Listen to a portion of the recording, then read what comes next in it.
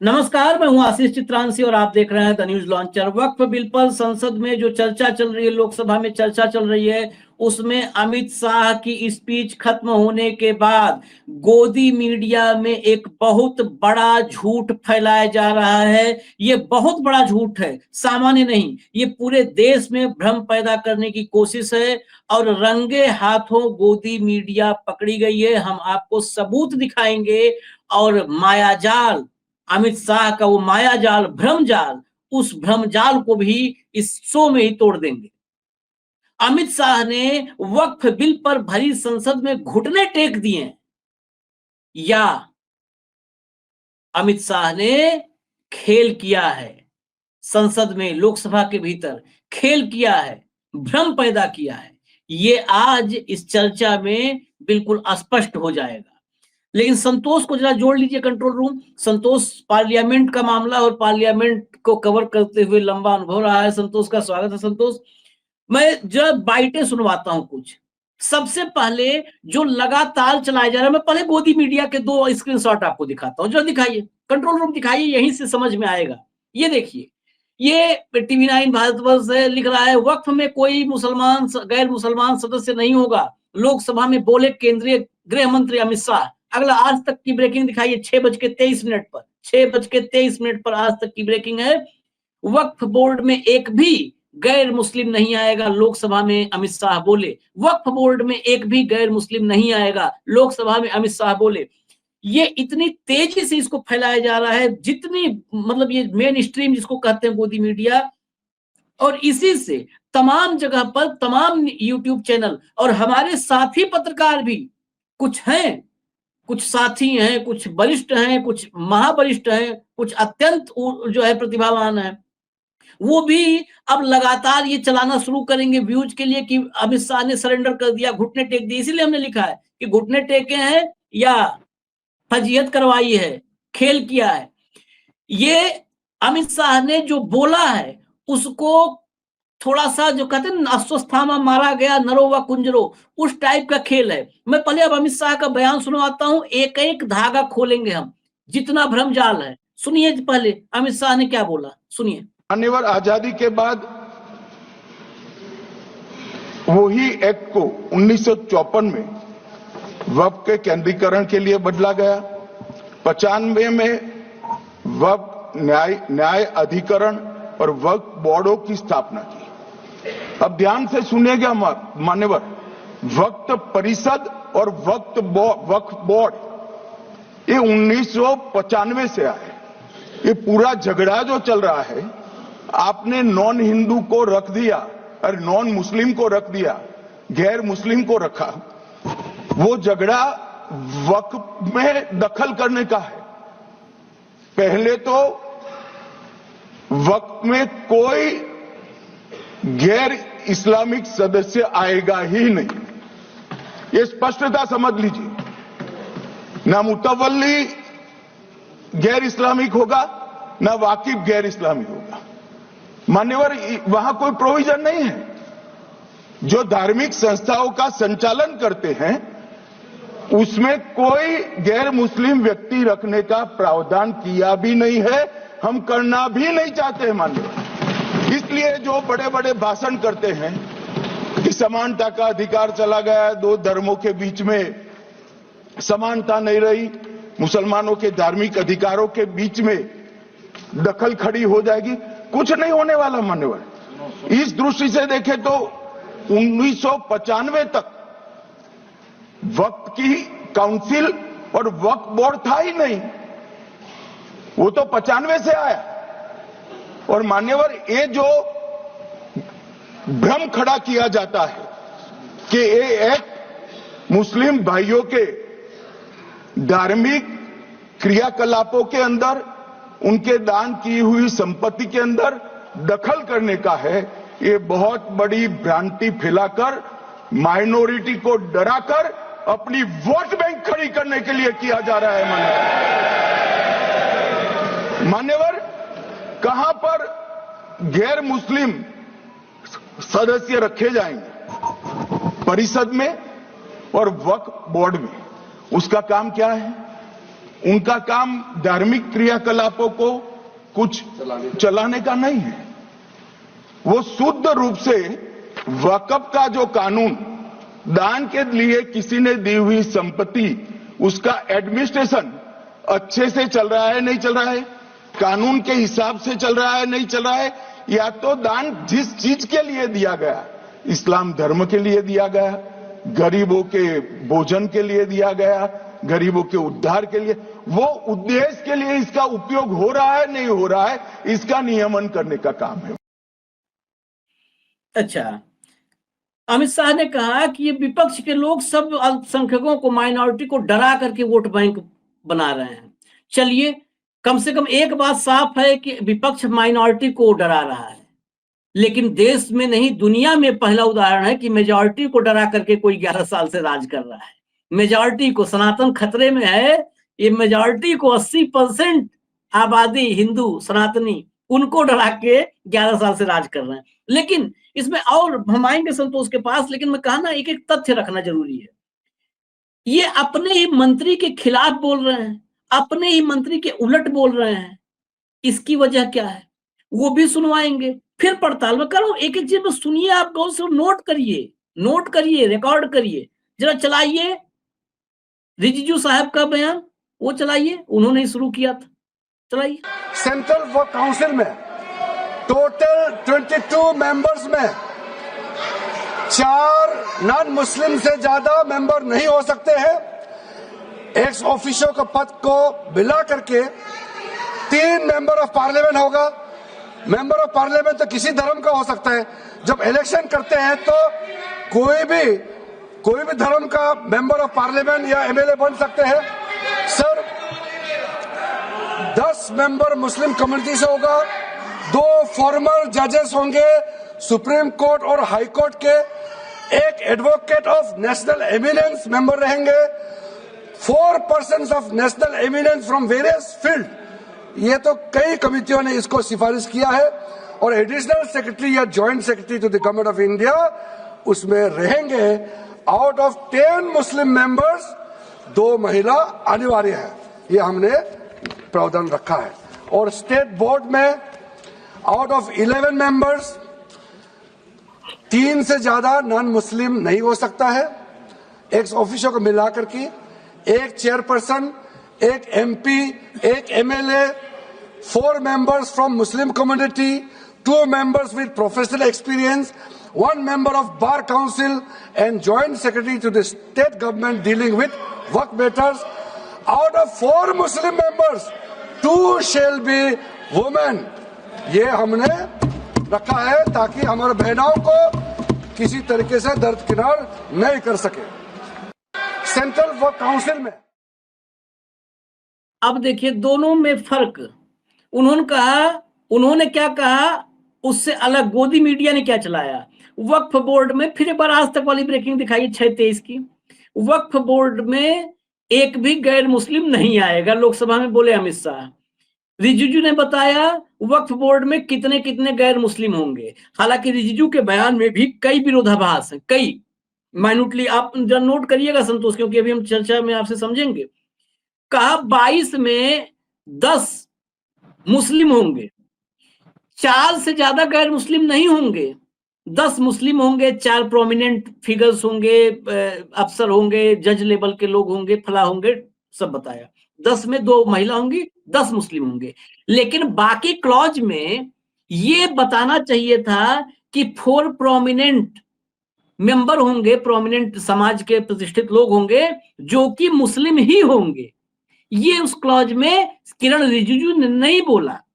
इसीलिए बात आ रही है कि 22 में 10, उन्होंने कहा 22 में 10 मुस्लिम होंगे फिक्स है, बाकी प्रोमिनेंट जो है प्रतिष्ठित लोग होंगे, समाज के जज होंगे, अधिकारी होंगे, आईएएस होंगे, एक्स पार्लियामेंटेरियन होंगे, जो होंगे, जो रखना है उनके साथ। ये कहीं पर नहीं आगे बोला कि ये पार्लियामेंटेरियन होंगे, एक्स पार्लियामेंटेरियन होंगे, लेकिन वो मुस्लिम होंगे। यानी ये 22 में ये भी इसमें मैं क्लेरिफिकेशन चाहता हूं, इस पर सरकार दे कि 22 में 10 ही मुसलमान क्लियर हैं, क्या गैर मुस्लिम 12 हो सकते हैं 22 में? ये बात, लेकिन इस पर तो सरकार क्लेरिफाई करेगी। उसके अलावा और बात, जब अमित शाह ने जो बोला है उसको पहले हम साफ करें। अमित शाह ने कहा वक्फ में कोई गैर मुस्लिम नहीं होगा, वक्फ बोर्ड और वक्फ काउंसिल में गैर मुस्लिम होंगे, लेकिन गोदी मीडिया या तो नासमझ है या पूरे देश को नासमझ समझ रहा है। उन्होंने कहा मुतवल्ली ये गैर मुस्लिम नहीं होगा। अरे मुतवल्ली कैसे गैर मुस्लिम हो जाएगा? गजब की बात, गजब की बात। संतोष नोट करिए, मैं कह रहा हूं आपसे, इसको अभी आप पे आऊंगा। गैर मुतवल्ली कैसे हो सकता है भाई? निकाह पढ़वाने की बात एक समझ लीजिए। निकाह पढ़वाने के लिए कभी वेद जो है वेद पाठी ब्राह्मण भेजा जाएगा क्या? जाएगा क्या? मुसलमान करवाएगा या वेद पाठी जाएगा? दोनों में से कोई संभव है? मुतवल्ली कैसे होगा साहब? कैसे होगा गैर मुस्लिम? मुतवल्ली तो मुस्लिम ही होगा। उन्होंने कहा जो इस्लामिक प्रैक्टिस है, जो धार्मिक क्रियाकलाप है, वो गैर मुस्लिम नहीं करेगा। अरे धार्मिक क्रियाकलाप कैसे गैर मुस्लिम कर सकता है? मैं कई बार इस देश के गृह मंत्री ऐसा मजाक संसद में करेंगे? ये कपिल का कॉमेडी नाइट नहीं है। रिलीजियस प्रैक्टिस तो उसी धर्म का आदमी करेगा। उन्होंने कहा एडमिनिस्ट्रेशन जो है वहां पर गैर मुस्लिम है। एक उदाहरण देकर के संतोष के पास चलूंगा, एक उदाहरण दूंगा जरूर। राम जन्मभूमि न्यास ट्रस्ट जो है, राम जन्मभूमि क्षेत्र तीर्थ क्षेत्र न्यास, वो ट्रस्ट जो बना, उस ट्रस्ट का काम क्या है? वो राम जन्मभूमि में सुबह शाम की आरती अगरबत्ती नहीं करती है। उसका काम नहीं है रिलीजियस प्रैक्टिस, उसका काम भी एडमिनिस्ट्रेटिव है। एडमिनिस्ट्रेटिव है ना संतोष? आप उस कोर्ट के फैसले को और ट्रस्ट के गठन को दोनों को देखें, वह भी एडमिनिस्ट्रेटिव है। वो वहां पर रामलला की आरती हवन अगरबत्ती ये काम नहीं है उसका। उसके लिए तो महंत सत्येंद्र दास थे, अब नहीं रहे। महंत सत्येंद्र दास थे, अब कोई अगला पुजारी आएगा। जैसे वहां मुतवल्ली की और इसकी बात हो रही है, मुफ्ती मुतवल्ली जो जो मतलब होता हो, वैसे ही राम जन्मभूमि के पुजारी, रामलला के पुजारी, वो तो जो होंगे वो हिंदू ही होंगे। ऑब्वियस सी बात है। राम जन्मभूमि तीर्थ क्षेत्र का जो न्यास बना, ट्रस्ट बना, उस ट्रस्ट में मैं आपको बताता हूं कौन कौन है। पद्मश्री के पराशरण, ये वकील थे, सबसे बुजुर्ग वकील, इनके बारे में बहुत पढ़ा होगा। स्वामी वासुदेवानंद सरस्वती जी महाराज, स्वामी विश्व प्रसन्न तीर्थ जी महाराज, युग पुरुष परमानंद गिरी जी महाराज, स्वामी गोविंद देव गिरी जी महाराज, उसके बाद श्री विमलेंद्र मोहन प्रताप मिश्र, वो वहां के प्रतिष्ठित, उससे शायद राज परिवार से थे तो उनको रखा गया। डॉक्टर अनिल मिश्रा, होम्योपैथिक वाले डॉक्टर, इनका बड़ा पुराना जुड़ाव था, इनको रखा गया। कामेश्वर चौपाल, बिहार वाले कामेश्वर चौपाल, अब शायद नहीं रहे, शायद अभी कुछ दिन पहले स्वर्गवास हुआ है, स्वर्गवास हुआ कामेश्वर चौपाल। महंत नृत्य गोपाल दास जी महाराज, जो पहले आंदोलन के मुखिया थे, रामचंद्र दास परमहंस, स्वामी रामचंद्र दास परमहंस, उनके बाद उनके उत्तराधिकारी नृत्य गोपाल दास जी महाराज, इनको अध्यक्ष बनाया गया। श्री चंपत राय, विश्व हिंदू परिषद वाले। महंत दिनेन्द्र दास जी, ये हैं। उसके बाद देखिए प्रशासनिक, यहां पर इसीलिए मैंने कहा कि ये प्रशासनिक है, इसका आगे अब सबूत सुनिए। अभी इसमें चेंज हो सकता है आया हो। नृपेंद्र मिश्रा इसके चेयरमैन। ज्ञानेश कुमार आईएएस थे, ये अब वही ज्ञानेश कुमार है मेरे ख्याल से, जो अब जो है सीईसी बन गए हैं शायद, क्योंकि वो उस वक्त joint secretary designation in central government, joint secretary उस वक्त थे। तो ज्ञानेश कुमार। अवनीश अवस्थी उस समय जो है स्टेट गवर्नमेंट के वो जो है होम सेक्रेटरी थे। और डीएम अयोध्या, मतलब डीएम अयोध्या जो होगा वो पदेन रहेगा, और आईएएस प्रदेश सरकार के और केंद्र सरकार से भी वहां पर गए। ये अधिकारी इसीलिए गए हैं कि ये प्रशासनिक एडमिनिस्ट्रेटिव ट्रस्ट है, ये प्रशासन बहुत में क्लियर। यहीं से सवाल है शुरुआत, हम पीछे से थोड़ा चलते हैं संतोष। जो ज्ञान दिया है, मैं कह रहा हूं ना, अपने में फंसे हैं फजीहत। अगर विपक्ष मुझे तो तरस उस विपक्ष पे आता है, तरस आता है लिटरली। विपक्ष का कोई पूछ लेता कि साहब बिल्कुल आपने दुरुस्त फरमाया, अमित शाह जी आपके चरण कहाँ हैं, वंदना कर लेते हैं। फिर अयोध्या वाले एडमिनिस्ट्रेटिव ट्रस्ट में भी कोई गैर हिंदू जरा रखवा दो, है। इसीलिए मैं ये ट्रस्ट लेके आया हूं, नाम एक है संतोष। ये अमित शाह अगर विपक्ष आज की तारीख में इस बात को पकड़ करके और तर्क पर वोट बैंक और सबको छोड़ दे, सच और झूठ के रास्ते पर खड़ा हो, तो यहां पर अमित शाह रंगे हाथों बेनकाब हुए, पूरे देश के नहीं पूरी दुनिया के सामने। संतोष देखिए आशीष जी, एक बात तो आप अमित शाह ने जो कहा, जो शब्दों का जाल बुना, लेकिन एक लाइन के लिए तारीफ करनी होगी उनकी। मुस्लिम धर्म की जानकारी के मामले में मैं व्यक्तिगत रूप से जानता हूं कि अमित शाह जितनी जानकारियां रखते हैं, मुसलमान धर्म की राजनीति करने वाले राजनेता भी नहीं रखते। अगर रखते होते तो आज सदन में खड़े होकर बोल देते। आप सुनिए कि शब्दों का आडंबर कैसे बनाया जाता है, शब्दों का भ्रमजाल कैसे बनाया जाता है। खड़े होते हैं बोलने के लिए, वक्फ अरबी शब्द उसका मतलब बताते हुए नजर आते हैं, खलीफा के दौर में पहुंच जाते हैं। ये सब रिसर्च का जो उनका काम है, और खुद उनकी भी नॉलेज, चूंकि इस्लाम धर्म, चूंकि राजनीति इसी पे करनी है, तो इसको बहुत ज्यादा पढ़ते और लिखते रहते हैं। लेकिन दूसरी बात जो आपने कही, वो उदाहरण मैं देना चाहता था, आपने उदाहरण छीन लिया, तो मैं दूसरा उदाहरण देता हूं पब्लिक को। इस देश की सेना डे टू डे जो काम होते हैं, वो सेना के कमांडर करते हैं, आर्मी चीफ करते हैं। प्रधानमंत्री नरेंद्र मोदी सेना के पार्ट नहीं है, लेकिन फिर भी सर्जिकल स्ट्राइक जब होता है तो उसका क्रेडिट भाजपाई किसको देते हैं, या गोदी मीडिया वाले किसको देते हैं? प्रधानमंत्री नरेंद्र मोदी को देते हैं। भाई वो तो डे टू डे नहीं करते, वो तो प्रशासनिक काम ही करते हैं, निगरानी रखते हैं। ज्यादा से ज्यादा कभी वो दूसरे टाइप वाला संदेश दे देते हैं कि आसमान में ऊपर उठ जाना तो दुश्मन के राडार से बच जाओगे, इस तरह का मैसेज कभी देते हैं। पता नहीं कितना काम आ जाए नहीं आ जाए, लेकिन फिर भी क्रेडिट लेते हैं। यहाँ पर देखिए शब्दों का मकर जाल कैसे बुन रहे हैं। मैं बकायदा वो बिल की कॉपी खोल के अपने पास बैठा हुआ हूँ। बिल क्या कह रहा है, जैसा कि उन्होंने बताया किरण रिजिजू साहब ने 22 मेंबर। अब जरा मैं बिल बता देता हूँ कि जो परिषद बना है, वक्फ का भार साधक संघ का मंत्री जो कि पदेन अध्यक्ष है, संसद के 3 सदस्य जिसमें 2 लोकसभा के होंगे और 1 राज्यसभा के होंगे। अब रिजिजू साहब क्या बोल रहे हैं कि संसद सदस्य तो निर्वाचित होंगे, वो किसी भी धर्म के हो सकते हैं। यानी आप मान लीजिए कि नॉन मुस्लिम हो सकते हैं, वो हिंदू भी हो सकते हैं, सिख भी हो सकते हैं, ईसाई भी हो सकते हैं। एक तो वो आ गए। आगे जाकर फिर वो तमाम जो अखिल भारतीय होंगे, तमाम 3 व्यक्ति जो मुस्लिम धर्म से जुड़े होंगे, फिर वो कह रहे हैं कि 2 महिलाएं होनी चाहिए और 4 नॉन मुस्लिम से ज्यादा नहीं होंगे, लेकिन उसमें सांसद को एक्सक्लूड कर दिया उन्होंने। ये शब्दों का मकर जाल है। और ये कंडीशन रखिए कि मुस्लिम तो सिर्फ कुल मिला के वो 10 ही बता रहे हैं कि 22 में से 10 मुस्लिम होंगे, जिसमें से 2 महिलाएं होंगी। बाकी में उन्होंने कई तरह के किंतु परंतु छोड़ दिए। अब अमित शाह क्या कहते हुए नजर आ रहे हैं? अमित शाह इसी तरह से शब्दों का मकर जाल बना रहे हैं, और उनको पता था कि किस चीज को हाईलाइट करना है, किस चीज को बताना है, और गोदी मीडिया किस चीज को लपकेगी।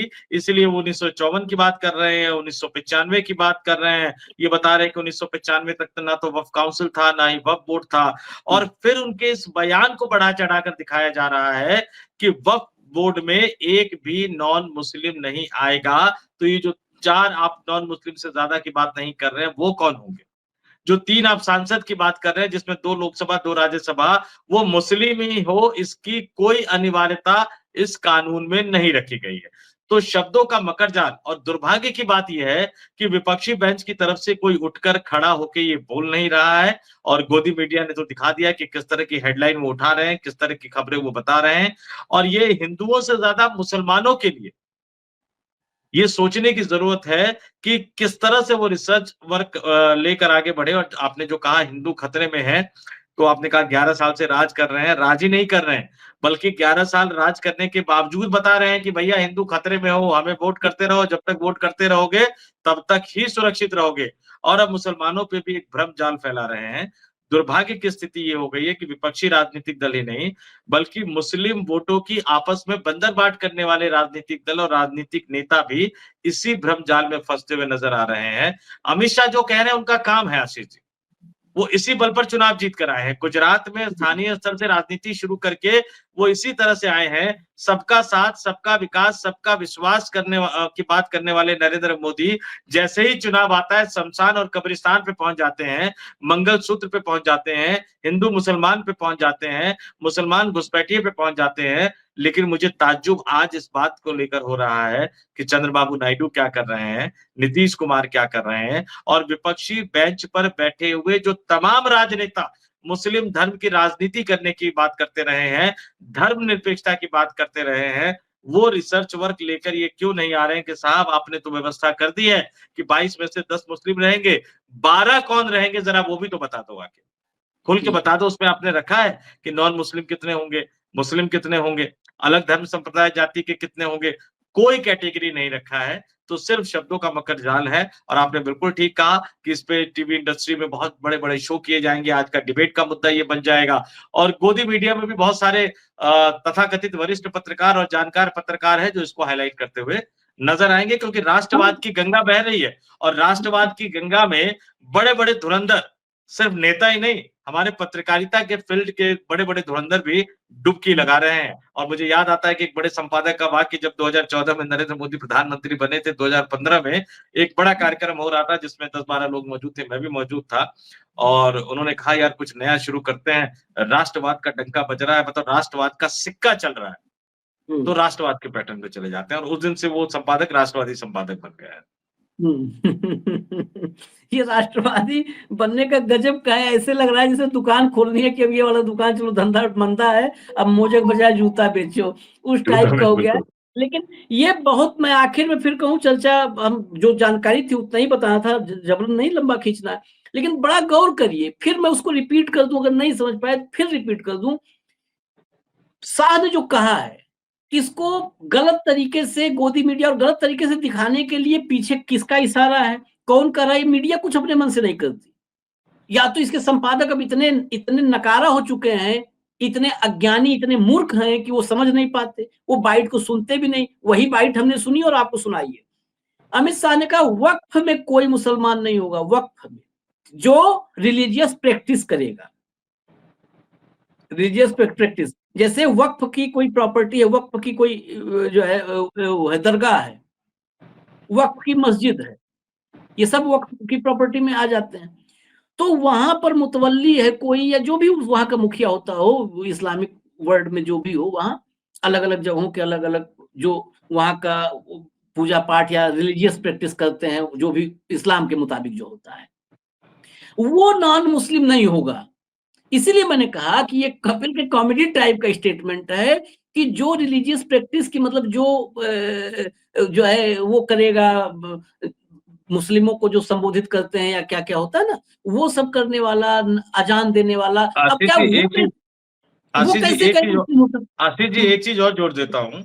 अमित शाह ने एक और बड़ी दिलचस्प बात कही है और ये सुनकर मुझे हंसी आ रही है। कैसे? उन्होंने कहा कि अब जो ये वक्फ बोर्ड है या वक्फ जो बना रहे हैं आगे परिषद, ये रिपोर्ट देगा, बैलेंस शीट जमा करेगा और सीएजी के रिटायर्ड अधिकारी ऑडिट करेंगे और पारदर्शिता आएगी। पारदर्शिता आएगी, पारदर्शिता से क्यों डरना चाहिए किसी को? जो सरकार राइट टू इंफॉर्मेशन एक्ट की ऐसी तैसी करने पे जुटी हुई है, जिस सरकार से आप जानकारी मांग ले तो जानकारी वो देती नहीं है, जानकारी देने से ज्यादा छुपाने में विश्वास करती है, उनको मुस्लिम धर्म के धार्मिक मामलों से जुड़े वक्फ परिषद और वक्फ संपत्तियों के रख रखाव में पारदर्शिता चाहिए, जो अपनी पारदर्शिता बताने को तैयार नहीं। पारदर्शिता के लिए वो आदमी कह रहा है जो मोदी जी की डिग्री आज तक दिखाना न पड़े, उसके लिए कोर्ट दर कोर्ट भटक रहे हैं, वो लोग पारदर्शिता की बात कर रहे हैं और वो लोग कर रहे हैं। आज ही हमने खबर, ये भी हम नहीं ब्रेक की है खबर, हालांकि 2 अंग्रेजी अखबारों ने सिर्फ इसको कैरी किया था। 2014 मई मोदी के शपथ ग्रहण के बाद 1757 करोड़ रुपए जो बीएसएनएल को बिल करके रिलायंस से लेना था, रिलायंस जियो से जो लेना था पैसा, क्योंकि रिलायंस बीएसएनएल का ही इंफ्रास्ट्रक्चर टावर सब इस्तेमाल करता है जियो। 1757 करोड़ रुपए बीएसएनएल ने बिल ही नहीं भेजा रिलायंस जियो को, 1757 करोड़ रुपए स्वाहा कर दिया, कुर्बान कर दिया, बिल नहीं भेजा। जैसे होता है ना कि आप, अगर आपको हम सेवाएं दे रहे हैं तो बिल देंगे महीने के बाद कि संतोष ये बिल है हमारा महीने का 2000 रुपए 2100 रुपए आप पैसा देंगे। बीएसएनएल ने 11 साल से अंबानी को बिल नहीं भेजा है, अमाउंट है 1757 करोड़ रुपए। ये ट्रांसपेरेंसी की बात कर रहे हैं। अब फिर मैं दूसरे मामले में जा रहा था, फिर उसी पे क्लोज करता हूं कि धार्मिक प्रैक्टिस करने वाले जो धार्मिक क्रियाकलाप करते हैं वो तो गैर मुस्लिम हो ही नहीं सकते। कभी आप बताइए किसी मंदिर में पुजारी का काम जो शाम की और सुबह की आरती होती है, क्या कोई मौलवी रखेगा? नहीं होगा, वो तो संभव नहीं है ना। वो तो पुजारी ही करेगा ना, वहां मौलवी नहीं करेगा, मुफ्ती नहीं करेगा। तो ये बात कहना, ये कैसा आंखों में धूल झोंकने के समान है कि वक्फ का काम जो है ना, मुतवल्ली वगैरह का, वो गैर मुस्लिम नहीं रहेगा, एडमिनिस्ट्रेशन में गैर मुस्लिम रहेंगे। तो फिर वही, इसीलिए हमने कहा कि जो राम जन्मभूमि मंदिर का ट्रस्ट बना है, इसका काम सिर्फ एडमिनिस्ट्रेशन है। ये धूप अगरबत्ती हवन आरती ये नहीं करती, इसका काम एडमिनिस्ट्रेशन है। तो इसमें भी 4-6 मुसलमान, सिख, ईसाई, बौद्ध शामिल करवा दो, बौद्ध शामिल करवा दो। किरण रिजिजू जो बौद्ध धर्म से आते हैं और संसद में आज उन्होंने एक शुरुआत की, गया में, बोध गया में जो पूरा वहां का संचालन समिति है वो बौद्ध धर्म का है। वहां पर उसमें हिंदू प्रैक्टिस करने वाले लोगों को भी घुसाया गया है। करीब 1.5-2 महीने से, आप बिहार से ही हैं, बिहार पर नजर भी रखते हैं संतोष, 1.5-2 महीने से उनका आंदोलन चल रहा है, 2 महीने से। थोड़ा मुसलमानों के अलावा बौद्ध हैं, उनका भी भला कर दो साहब।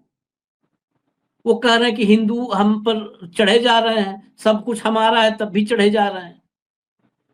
थोड़ा सा उन पर भी, मुसलमानों के इतने शुभचिंतक है, थोड़ा सा बौद्धों के शुभचिंतक हो जाए, उनका भी भला कर दें। हिंदुओं का कर दें, हिंदुओं तो खैर करना नहीं चाहते, हिंदू कर देंगे तो हिंदू डरेगा कैसे। खैर इजाजत दीजिए, बस जो भ्रम फैलाया जा रहा है उस भ्रम को दूर करने के लिए हमने शो किया था। इजाजत दीजिए। एक बात आशीष जी, एक आखिरी लाइन में जरूर कहना चाहूंगा कि ये सिलसिला रुकने वाला नहीं है। आज मुसलमान तो कल सिख भी हो सकते हैं, ईसाई भी हो सकते हैं, बौद्ध भी हो सकते हैं, जैन भी हो सकते हैं, पारसी भी हो सकते हैं। इसको सीधा ही कहा जा सकता है कि आज मेरी तो कल तुम्हारी बारी है। जो लोग चुपचाप आज बर्दाश्त कर रहे हैं वो आगे इसको झेलेंगे, क्योंकि जब नफरत की इंतहा मुसलमान को लेकर खत्म हो जाएगी तो वोट तो इनको तभी चाहिए होंगे ना, तो फिर कोई और ठिकाना ढूंढेंगे ये। तब बौद्ध जैन नहीं आएंगे, तब दलित और पिछड़े आएंगे। बौद्ध जैन से वो माहौल नहीं क्रिएट हो पाएगा, तब पिछड़े और दलित आएंगे। फिर मनुस्मृति वाले सिस्टम पे फिर गले में मटका आएगा, वो सब होगा फिर। खैर न्यूज लॉन्चर देखते रहिए। इजाजत दीजिए। धन्यवाद संतोष, धन्यवाद आपको बहुत बहुत। नमस्कार।